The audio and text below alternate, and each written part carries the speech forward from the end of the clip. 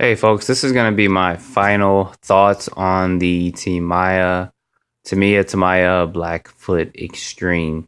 I purchased this truck about 2 months ago, 2.5 months ago, and it's been an actual blast to drive. It has kind of surprised me with the way it's run and actually some of the power it can actually handle. When I first got it and ran it, I ran it with, I didn't run it with the nickel map, I ran it with the 2S LiPo stock out the box, and it hit about 12 miles per hour, if that. Wasn't too impressive with the speed, but I wasn't expecting to be a speed demon as well. So what I did was I went ahead and I added a Castle 5700, their 4-pole motor, but the 540 size 4-pole motor, and put my Mama Max Pro speed controller in it and a LiPo, and it really actually picked the speed of the truck up greatly. I think it probably runs about 31, probably in the 30s, low 30s on 2S LiPo. And surprisingly enough, this truck can handle a 3S LiPo. It topped out at about 45 on a 3S LiPo and didn't strip any gears or have any problems with it. But of course, I was running it mostly in the street and not doing any hard off-road bashing with it. I do have several videos of the truck running in several different types and terrains. Got it running on road, got it running in some pretty bumpy off-road surfaces, and I also have it running in grass as well. The only problem or issue I've had with this truck, surprisingly enough, is not just that it comes with plastic bushings, but is the shocks. The shocks on it are pretty bad, and it does cause the truck to bounce around a lot.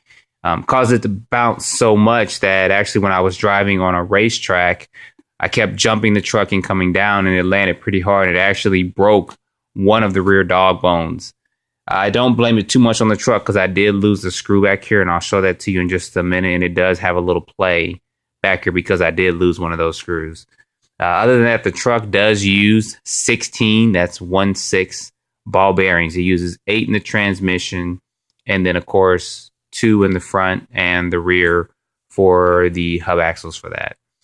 Other than that, ball bearings, upgraded the electronics to it. And I think I need to get shocks at some point, which I'll probably try to get next week. The truck's actually pretty good. I haven't broken any parts except for the one dog bone on it. I did break this top part, but that's when I was running actually with a 3S LiPo. Truck flipped over, and there's like 3 fictitious lights that go up here, and it did push down and break that part there. The light actually didn't break too much, but I went ahead and took that off for now. Unless I do some showboat running, then I'll put them back on. Go ahead and take this off real quick. Put that over there. How I got a 3S LiPo in here, I actually just used this Velcro strip.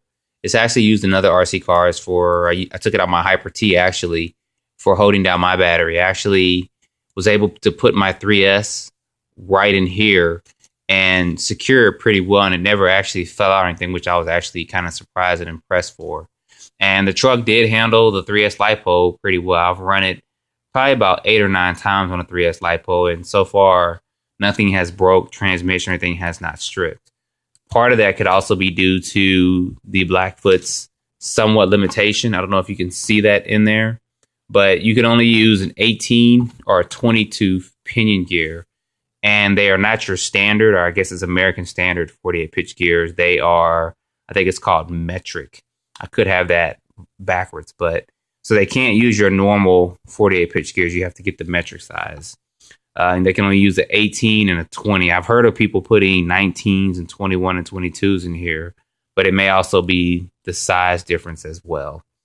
Other than one of the screws continuously coming loose, this particular screw right here, I actually changed it out and put something else in there.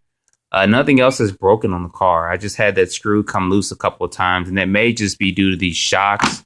And actually, when it hits, the vibration of it kind of wears in at that screw and kind of just slowly starts loosening it up. So I actually put a more secure screw in there, but it does leave a little play there, which probably caused one of those dog bones to break.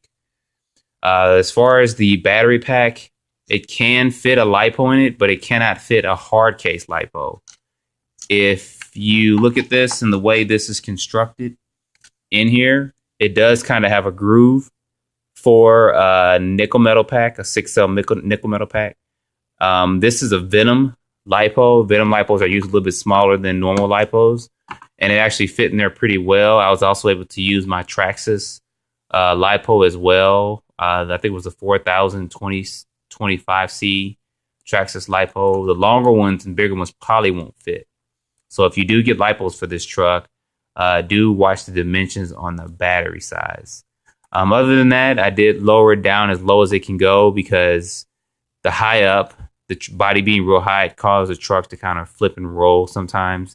But part of that is because this body is not Lexan, of course, so it's a lot heavier than your normal Lexan body. So actually when you turn, it's more weight and it actually leans over and the truck does flip a little bit more. I did put a Lexan body on and it did actually handle a lot better, but you can't find a body that looks this good in my opinion. Other than that, the truck has run really well.